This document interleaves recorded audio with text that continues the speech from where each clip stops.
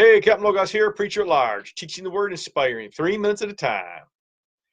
Hey, Acts chapter 16. There's an account of Paul and Silas. They're preaching the gospel and they get thrown in jail. And what we have to understand is, in that time, Rome, the Caesars were considered gods, and they had a gospel of Caesar. A gospel of peace. They brought peace and they brought prosperity, right? And you worship the emperor as God. Now, all of a sudden, this new gospel comes in that Paul preaches, this gospel of Jesus, which is promising the same thing. But here's this huge Roman Empire, and little old Paul coming in and saying, no, I have the real gospel.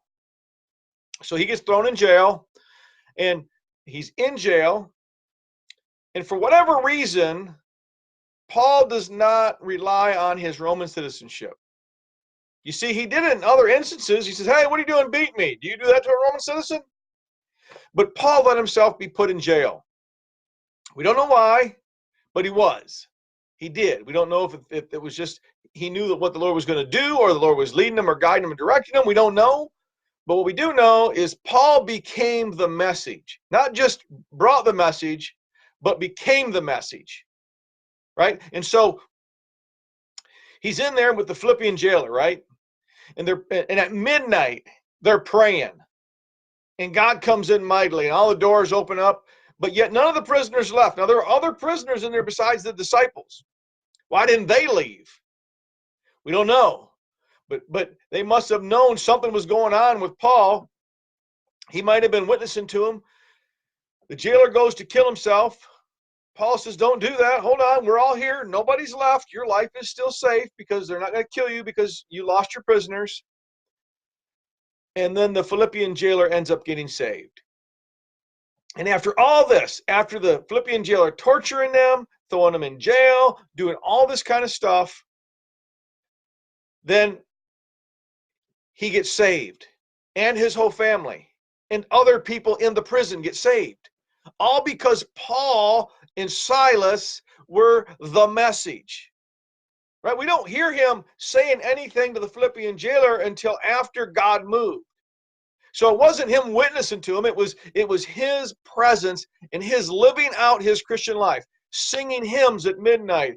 Even though he was in the wrong, he was doing his thing.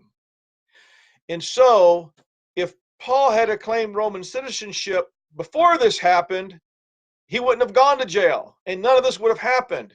We wouldn't have had prisoners saved. We wouldn't have had the Philippian jailer saved and his whole family saved, right? But it's ironic at the end when they say, go release these men. He's like, wait a second. You put us in jail in the middle of the night. You didn't give us a trial. No, I'm a Roman citizen. Okay, really, Paul? After you've been tortured and put in jail, now you're going to claim your Roman citizenship, which would have gotten you out of jail in the first place.